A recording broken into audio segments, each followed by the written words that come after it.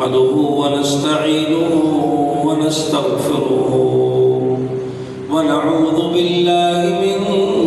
شرور أنفسنا ومن سيئات أعمالنا من يهده الله فلا مضل له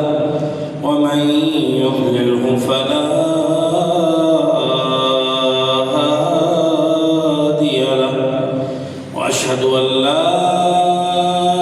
إله إلا الله وحده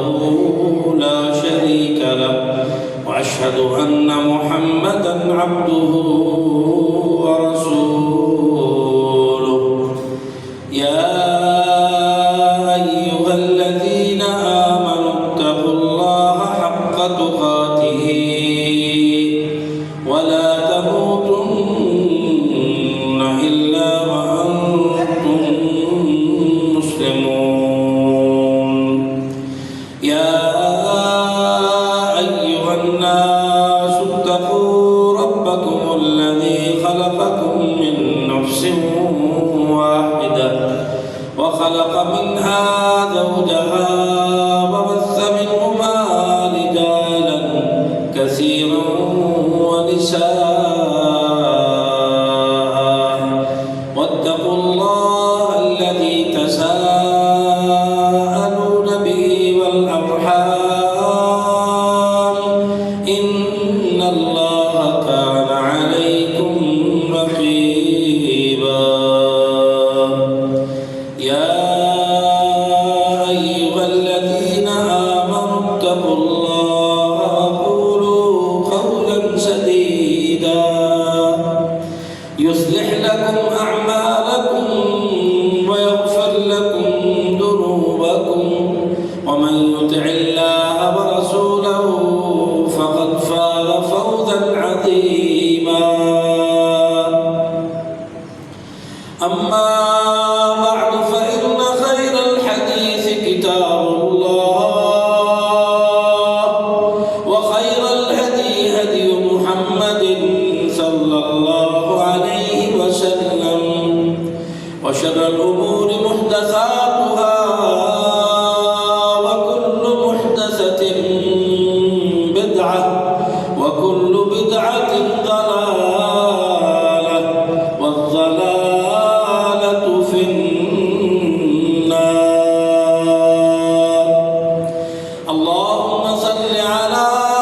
محمد وعلى آل محمد كما صليت على إبراهيم وعلى آل إبراهيم إنك حميد مجيد اللهم بارك على محمد وعلى آل محمد كما باركت على إبراهيم وعلى آل إبراهيم إنك حميد مجيد رب اشرح لي صدري ويسر لي أمري واحلل عقدة من لساني يفقه قولي رب زدني علما أما بعد فأعوذ بالله السميع العليم من الشيطان الرجيم من حمده ونفخه ونفسه يا أيها الذين آمنوا إذا لقيتم فئة فاثبتوا واذكروا الله كثيرا لعلكم تفلحون وأطيعوا الله ورسوله ولا تنازعوا فتفشلوا وتذهب ريحكم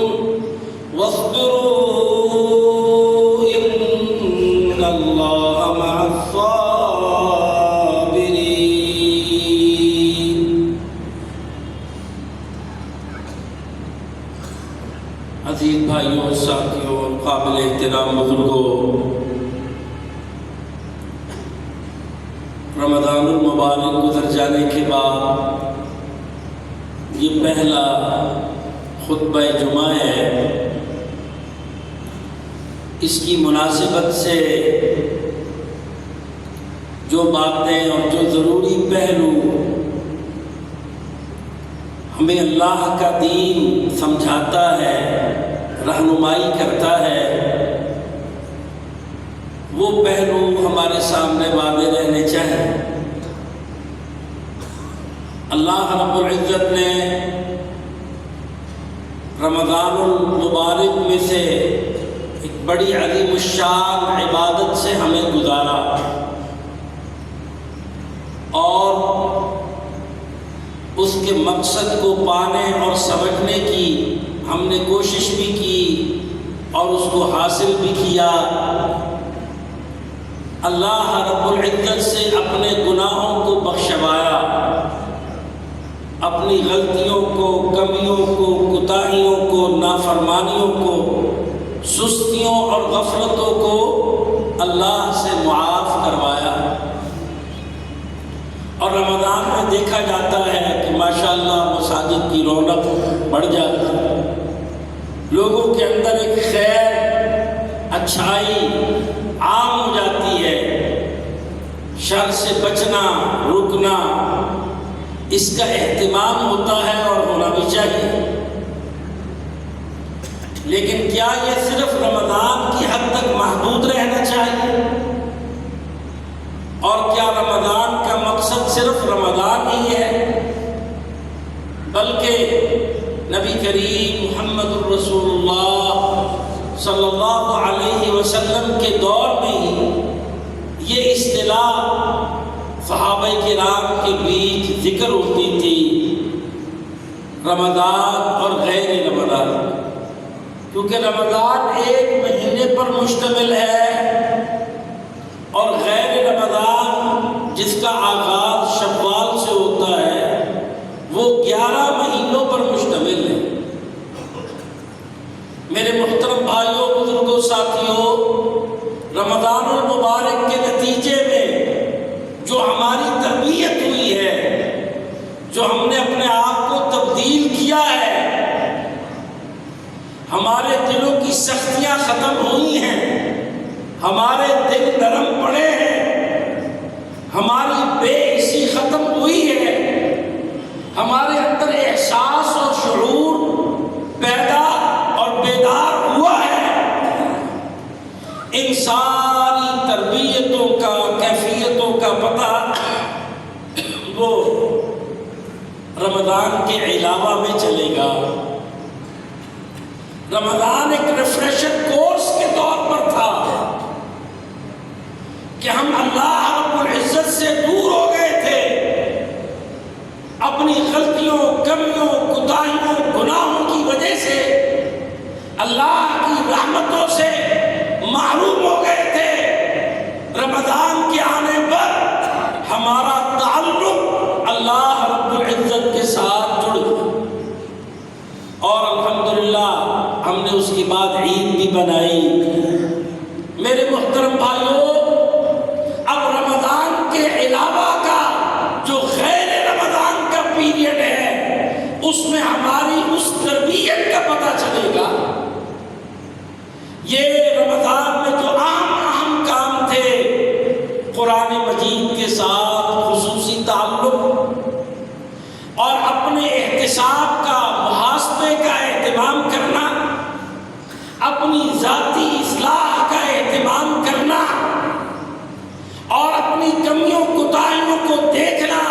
کہ میری سوچ میں، فکر میں، عقیدے میں، عمل میں، کردار میں کتاب و سنت کے منافی کچھ ہے تو نہیں۔ اللہ رب العزت جو میرا خالق حقیقی ہے، جو مجھے کھلاتا ہے،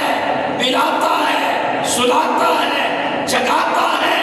ہر دن نئی زندگی عطا فرماتا ہے، عزت اور وقار عطا فرماتا ہے، یہ سانس، یہ رزق عطا فرماتا ہے، اس رب نے نے رمضان اس لیے رکھا اور اس میں میری یہ تربیت کی، مجھے یہ ساری باتیں سمجھائیں۔ اب میں نے غیر رمضان میں اس تربیت کے نتیجے میں یہ سارا وقت گزارنا ہے۔ میرے محترم بھائیو، اللہ تعالیٰ کو اپنے بندوں کا شکر بے بہار چلنا پسند نہیں، یہ ہے اصل بات۔ آج ہمیں جس پر فوکس کرنے کی ضرورت ہے وہ سب سے بڑی بات یہ ہے کہ بندے اپنی مرضیاں کرتے پھر رہے۔ اور میرے محترم بھائیو، دنیا میں مسائل جنم ہی تب لیتے ہیں جب انسانوں کو یہ احساس ختم ہو جائے کہ اس دنیا کا خالق حقیقی کون۔ ٹھیک ہے نا؟ جب گھر میں گھر والے کا کوئی احساس ہی نہ رہے پھر خرابی شروع ہوتی ہے، اور پھر گھر والا بھی اپنا احساس دلاتا ہے۔ اللہ فرماتے ہیں ان الارض للہ یورثها من یشاء من عبادہ۔ اللہ فرماتے ہیں میں حالات کو اس نہج پر موڑ کر تمہیں دکھاؤں گا کہ اللہ سچا، اس کا دین سچا، اس کے سارے انبیاء سچے، اس کے سارے بھیجے رسول پیغمبر سچے، ان پر ساری جو شریعتیں کتابیں نازل ہوئی وہ سچی ہے۔ اے انسانوں، اپنے آپ کا احساس کرو، اپنی ان نافرمانیوں کو چھوڑو، اپنے فلسفے لے لے کے جو ان کی پیرویاں کرتے پھرتے ہو اس کو چھوڑو، اس بات کا احساس پیدا کرو کہ جس رب کی طرف تم نے مر کے جانا ہے اس کو حساب و کتاب دینا ہے، اس کے حکموں کے مطابق دنیا میں زندگی بسر کرو۔ اللہ نے تمہیں انسان بنایا ہے، انسان بن کے جیو۔ انسان کا انسان ہونا، جب انسان اللہ کی قسم اٹھا کر اللہ کے گھر میں خطبہ جمعہ دیتے ہوئے ذمہ داری کے ساتھ کہتا ہوں، جو انسان انسانیت کی طرف آتا ہے اللہ کی قسم وہ سیدھا اسلام کی طرف آتا ہے۔ انسان کا خالق اللہ ہے اور انسانوں کے لیے بطور دین اسلام کو نازل کرنے والا اللہ ہے۔ قرآن کا یہ عظیم الشان موضوع ہے، اسلام اور انسان۔ یا ایھا الانسان، قرآن بھرا پڑا ہے انسانی آیات سے، یا ایھا الناس کہہ کر، یا ایھا الانسان کہہ کر۔ تو اللہ تعالیٰ انسان کو انسان بناتے ہیں، ویسے بھی بات بنی ہے انسان بن، انسانیت میں آ، کیونکہ انسانیت یہ اللہ کا شاہکار ہے، اللہ کی عظیم الشان مخلوق انسان ہے۔ ہاں باقی اور بھی ساری مخلوقات اللہ نے بنے، لیکن اللہ نے ساری مخلوقات میں شرف اس حضرت انسان کو بخشا۔ وَلَقَدْ كَرَّمْنَا بَنِي آدَمَ وَحَمَلْنَاهُمْ فِي الْبَرِّ وَالْبَحْرِ، وہ ساری آیات موجود ہیں جو انسان کو اشرف المخلوقات کے حوالے سے دلیل کے طور پر پیش کی جاتی ہیں۔ تو اللہ رب العزت کا یہ عظیم الشان شاہکار حضرت انسان، اللہ نے اس کو دماغ شریف عطا فرمایا ہے، وہ اس کے سر پہ رکھا ہے، اس کو عقل سلیم بخشی ہے۔ اللہ نے پھر یہ سب کچھ اتنی عظیم الشان نعمتیں دینے کے بعد اس کو جو عقل عطا فرمائی ہے، اس عقل کی بنیاد پر اللہ نے اس کو شرف دیا۔ دنیا میں اور بھی بڑی بڑی مخلوقات ہیں، لیکن ان مخلوقات کے پاس وہ عقل سلیم نہیں ہے جو عقل اللہ نے انسان کو عطا فرمائی۔ انسان اس عقل کی بنیاد پر کتنا کچھ ڈسکور کرتا ہے، دریافت کرتا ہے، یہ ساری صلاحیتیں بھی اس کو اللہ نے دی ہے۔ اللہ تعالیٰ وحدی عطا بھی دینے والا اللہ ہے، کسبی عطا بھی دینے والا اللہ ہے، دماغ شریف بنانے والا، عقل کو بنانے والا، دماغ میں ساری پلیٹس رکھنے والا اللہ ہے۔ یہ ساری وحدی عطائیں اللہ کی ہے۔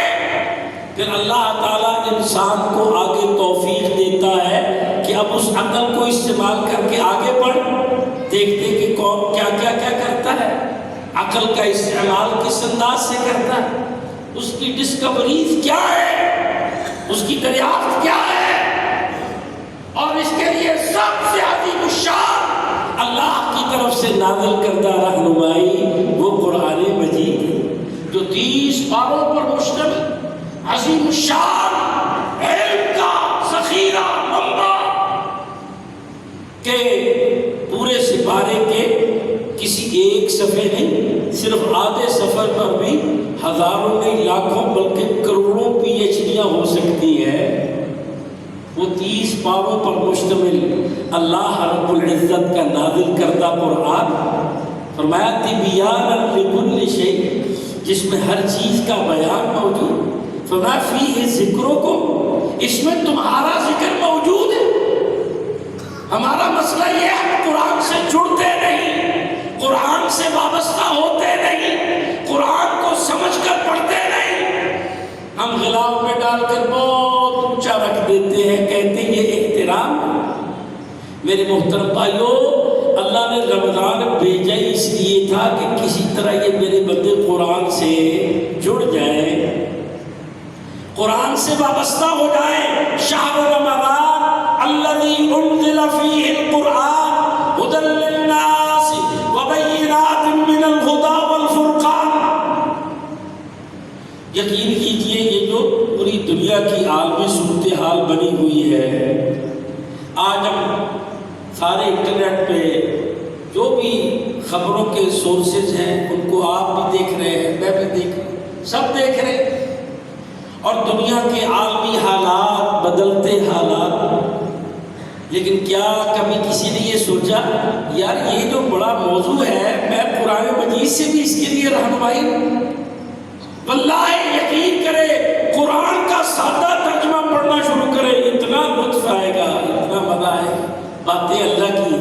رب رحمان کی، ایک ایک بات موجودہ حالات پر فٹ ہوتی نظر آتی ہے۔ اللہ فرماتے ہیں لن ترضى عنك اليهود ولا النصارى حتى تتبع ملتهم قل ان هدى الله هو الهدى ولئن اتبعت اهواءهم من بعد ما جاءك من العلم ما لك من الله من ولي ولا نصير۔ یقین کیجئے آج دنیا کے اندر یہ ٹرائکا، یہ مثلث، بلکہ میں تو یہ بھی کہوں گا کہ 3 سٹوپڈ ہیں، سٹوپڈ قسم کے 3 حکمران، اس میں ان میں ایک صدر ہے اور 2 وزیر اعظم، 3 stupid, troika of 3 stupid, 3 stupid لوگوں کی مثلث، ان میں ایک صدر ہے ٹرمپ، دوسرا ہے نیتن یاہو یہودی، اور تیسرا ہے یہ بدبخت ہمارا پڑوسی مودی۔ یہ 3 سٹوپڈ، ان تینوں کی ٹرائکا، یہود، ہنود اور نصارہ، قرآن مجید بھرا پڑا ہے۔ آپ قرآن مجید کا سادہ مطالعہ کرنا شروع کر دیں، یہ یہود و نصارہ اور مشرکین